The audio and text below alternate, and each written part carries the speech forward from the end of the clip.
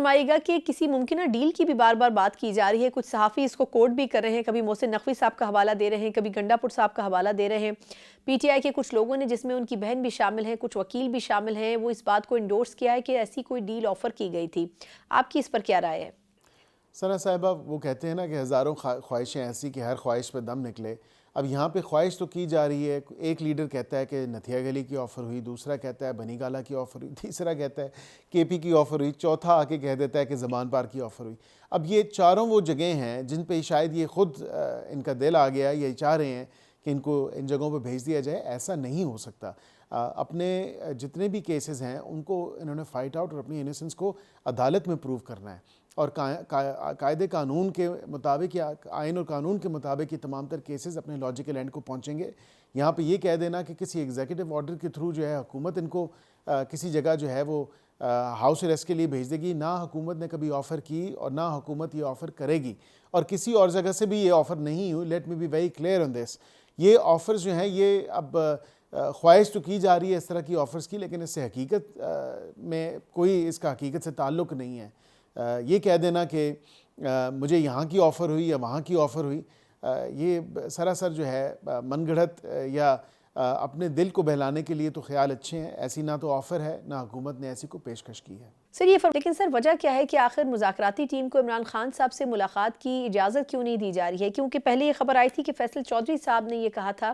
کہ حکومتی کمیٹی کے ایک رکن کا یہ کہنا ہے کہ بانی پی ٹی آئی سے ملاقات کے معاملے میں وہ بے بس ہیں، خود سے اجازت نہیں دے سکتے ہیں. تو اس کی کیا وجہ ہو سکتی ہے؟ جب وہ جیل کی حدود میں ہوتے ہیں یا اس حدود و قیود میں ہوتے ہیں تو جیل مینول کا اور جیل رولز کا اطلاق ان پہ ہوتا ہے، اور یہاں پہ جیل مینولز اور جیل رولز کے مطابق ہی ان کی ملاقات کروائی جا سکتی ہے. یہ نہیں ہو سکتا کہ ان کو جو ہے وہ کوئی جلو پارک میں جو ہے ایک مجمع لگا کے دے دیا جائے اور پھر کہا جائے جو باتیں آپ نے کرنی ہے کریں. ایسا نہیں ہو سکتا. مذاکراتی ٹیم کی ملاقات ضرور ہوگی. میں بالکل یہ آپ کو کہہ سکتا ہوں کہ ان کی ملاقات ہوگی، پوری مذاکراتی ٹیم کے ممبران ملیں گے، لیکن جیل مینول اور جیل رولز کے مطابق. یہ نہیں ہو سکتا کہ ان کو کھلی چھوٹ دے دی جائے، جب ان کا دل چاہے وہاں سے ملاقات کر کے آ جائیں. اینڈ اف اینی تھنگ، بالکل ہمیں پتہ ہے کہ فائنل ڈیسیجن ادھر سے ہی آنا ہے، لیکن جب تمام تر چیزوں کا مینڈیٹ کمیٹی کو دیا ہے اور تمام تر معاملات پہ وہ ڈسکشنز کر سکتے ہیں تو بالکل وہ کریں. کمیٹی کو اتنا تو امپاور کریں کہ کمیٹی آج دیکھیں ملاقات بیرسٹر گوہر صاحب کی جو کہ اس کمیٹی کے ایک رکن ہیں، اور انہوں نے واضح طور پہ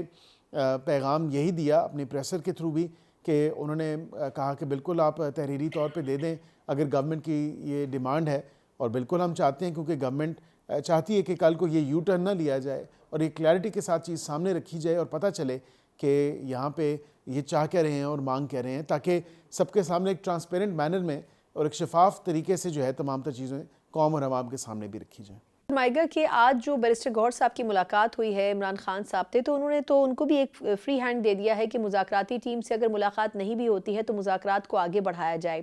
پھر جو 2 مطالبات تھے وہ بھی تحریری شکل میں دینے کی اجازت دے دی گئی ہے. تو اب اس کو کیا حکومت اس اقدام کو سراہتی ہے اپوزیشن کے؟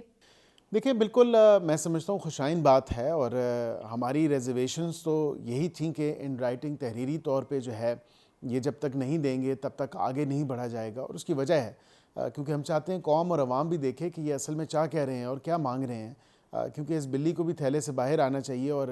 قوم اور عوام کے سامنے ایک ٹرانسپیرنٹ مینر میں یہ تمام تر مذاکراتی عمل آگے جانے چاہیے، کیونکہ قوم کی اور عوام کی بھی نظریں مذاکرات میں ہیں. And we are definitely as public representatives ہم اکاؤنٹیبل ہیں اور جواب دہ ہیں عوام کو.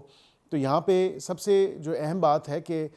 جب پبلک بیکاز عوام کی تو بس ہو چکی ہے اس تمام تر انتشار کی سیاست سے، اس تمام تر جو ایک اپنے سیاسی مقاصد کو حاصل کرنے کے لیے جس طرح اسلام آباد پہ چڑھائی کے لیے دھمکی دی جاتی ہے، پھر اسلام آباد پہ چڑھائی کے لیے تمام تر اسٹیٹ ریسورسز کو استعمال کر کے بروئے کار لاتے ہوئے ایک صوبے کی اسٹیٹ ریسورسز کو آپ جو ہے تمام تر وہ رکاوٹیں جو قانون نافذ کرنے والے ادارے سیفٹی اینڈ سیکیورٹی کے حوالے سے لگاتے ہیں، تو یہ کم از کم اب عوام کی تو جو ہے وہ بس ہو چکی ہے. عوام نہیں چاہتے کہ کسی قسم کا انتشار، کسی قسم کی جو توڑ پھوڑ، کسی قسم کا ان کے جان و مال کا نقصان ہو. تو یہ ایک ایسی چیز ہے کہ اچھی خوشائن بات ہے کہ اب وہ تحریری طور پہ دینے کے لیے رضامند ہو چکے ہیں اور وہ چاہتے ہیں کہ تحریری طور پہ یہ تمام تر معاملہ